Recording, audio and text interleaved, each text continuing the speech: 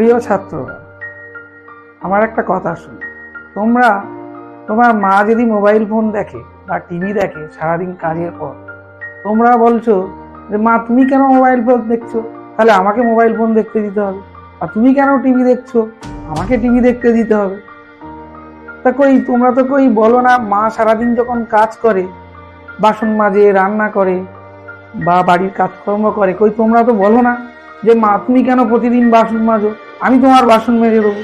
মা তুমি তো প্রতিদিন রান্না করো কষ্ট করে, আমি তোমার রান্না করে দেবো। এ কথা তো বলো না।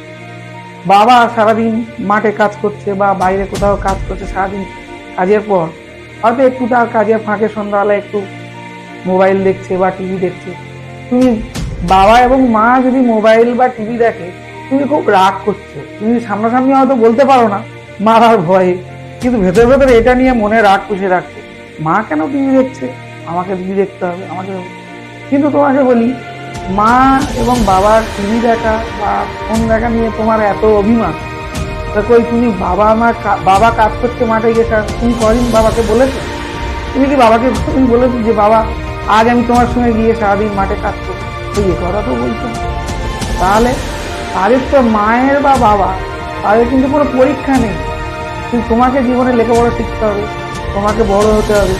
তুমি যে ড্রিমটা দেখছো একদিন বড় হবে, এটা পূরণ করতে গেলে মা এবং বাবা কি করছে এইটা নিয়ে মাথা ঘামালে চলছে।